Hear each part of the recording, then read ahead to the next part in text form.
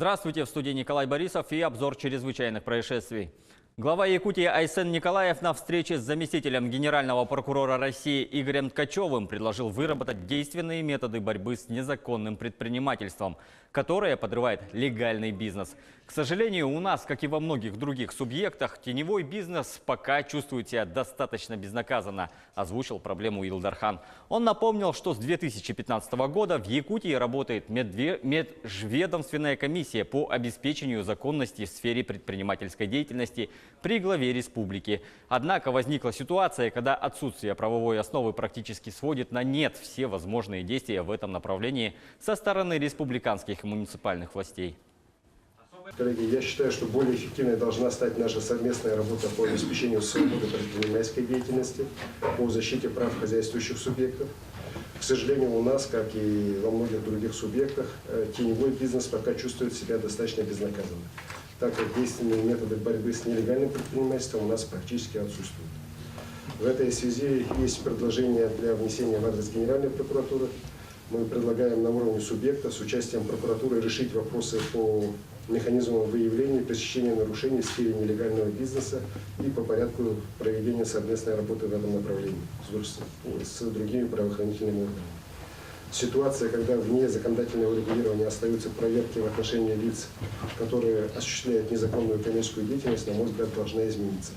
Отсутствие правовой основы сегодня практически сводит на нет все возможные действия в этом направлении со стороны муниципальных и республиканских властей.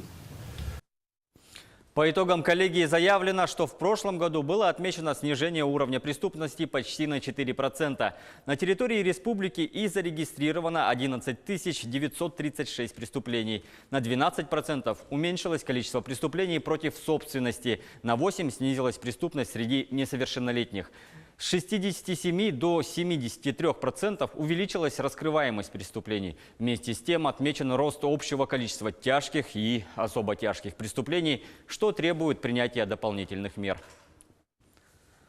Полицейский спас жителя города Алдан, отравившегося угарным газом. В поисках понятых он заметил приоткрытую створку ворот в одном из гаражей. Как только полицейский открыл дверь, то сразу почувствовал сильный запах выхлопных газов.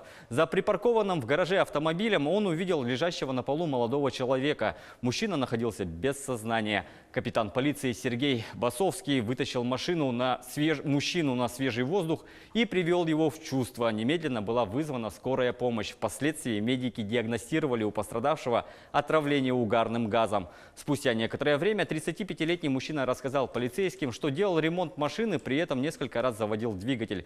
Через некоторое время он почувствовал сильную слабость и потерял сознание, упал на пол. Благодаря бдительности полицейского и своевременно принятым действенным методам удалось избежать трагических последствий. Рассматривается вопрос о поощрении спасителя.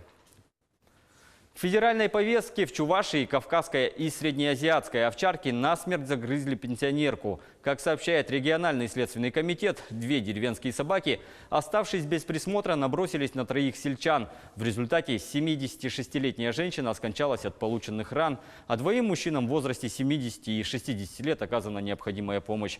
Возбуждено уголовное дело, следователи допрашивают очевидцев происшествия и владельца собак. Животных по решению ветеринаров застрелили. И к международной повестке сирийская провинция Идлиб снова подверглась артиллерийскому обстрелу. Это произошло спустя 3 дня после саммита России, Турции и Ирана в Сочи по урегулированию ситуации в регионе. Рассказывает Анастасия Дмитриева.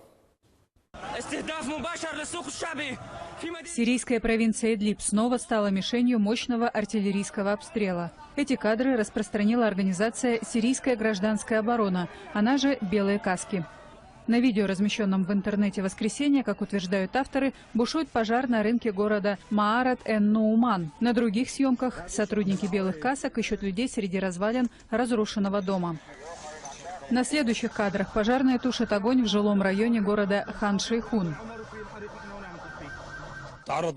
Начиная с утра по Хан-Шейхуну выпустили больше 20 снарядов. Артобстрел продолжался долго. Главной целью стали жилые кварталы. Одна женщина погибла. При пожаре в магазине пострадали 5 человек, в основном это дети.